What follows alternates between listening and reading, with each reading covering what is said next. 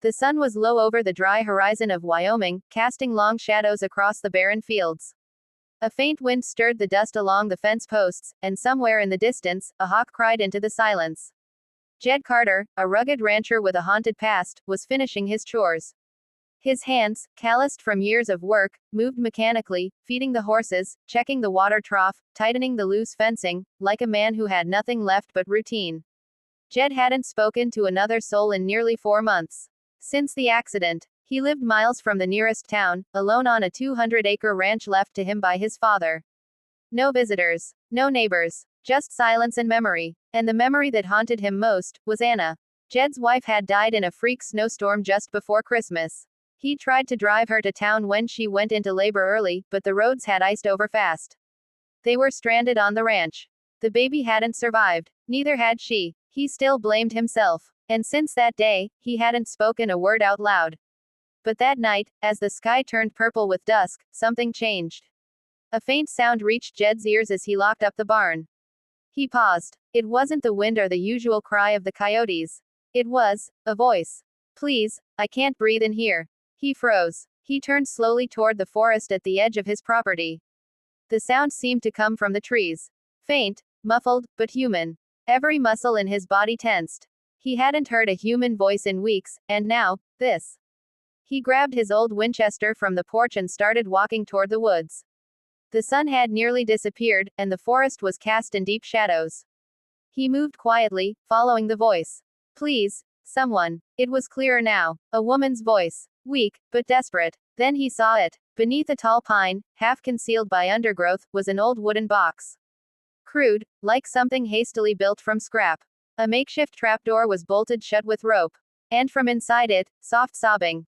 Jed's heart pounded. He dropped to his knees and listened.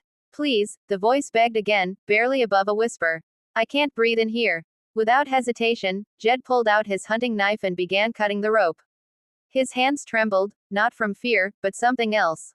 A sensation he hadn't felt in a long time. Instinct. Urgency. Purpose. The final rope snapped. He threw the trapdoor open. What he saw froze him in place. Inside, curled up and covered in dirt and bruises, was a girl. Maybe 19 or 20. Her face was streaked with tears, hair tangled and matted. Her clothes were torn, her wrists bound. She blinked at the light. Then looked at him. For a moment, neither of them spoke. Jed, stunned. The girl, gasping like she'd just surfaced from drowning.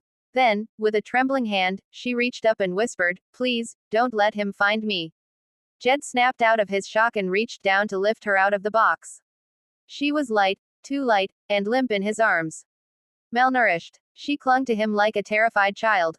Back at the cabin, Jed gently laid her on the couch. He wrapped her in blankets and gave her water. She drank greedily, her hands shaking. Slowly, she began to speak.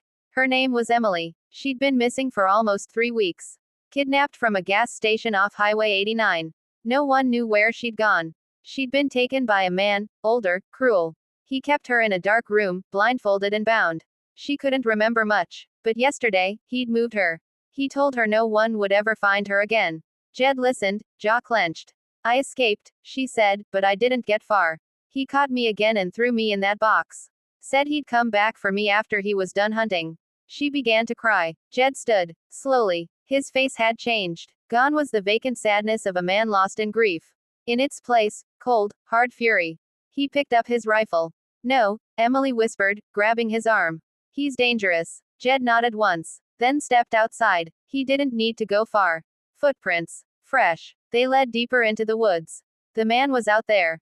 And he'd left her in that box, to die. Jed followed the tracks. His breathing was steady now. This was different from anything he'd felt in months.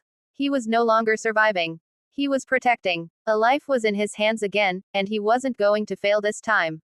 An hour passed. Then he saw movement. A figure in a dark coat, crouched by a fallen log, examining something in the dirt. Jed raised his rifle. "Don't move," he said, his voice hoarse from disuse. The man spun around. He was in his 40s, scruffy, with wild eyes. And in his hand, was a knife. "She's mine," the man snarled. Jed didn't flinch. "You'll never touch her again." The man lunged. Jed fired once. The forest went silent. When he returned to the cabin, Emily was sitting up, looking out the window. Jed didn't speak. He walked to the sink, washed the blood off his hands, and sat across from her. You saved me, she whispered. He looked down. I just couldn't let it happen again, he said quietly. Tears welled in her eyes. You lost someone. He nodded. My wife. And my daughter. I couldn't save them. But you saved me. For the first time in months, Jed felt something break inside him. The wall of guilt and silence began to crumble. The next morning, he drove her into town. Authorities were called. The search was over. Emily was safe. The man who took her wouldn't hurt anyone else again. News spread quickly. The lonely rancher who hadn't been seen in months had saved a missing girl's life. They asked him for interviews. He declined. He just wanted to go home. But when he returned to the ranch, the silence felt different. Not empty. Peaceful. 2 weeks later, Emily came back, this time with her parents. They brought flowers, tears, and gratitude. She hugged Jed tightly. I'm going to be okay, she said. I know. And so are you. As they drove away, Jed looked out over the field. The sun was setting again, just like the night he found her. But this time, he didn't feel alone. He walked back toward the barn. And for the first time in a long time, he smiled. Because sometimes, even the deepest wounds begin to heal, when one broken soul saves another. And all it took was listening to a voice in the dark saying, please, I can't breathe in here.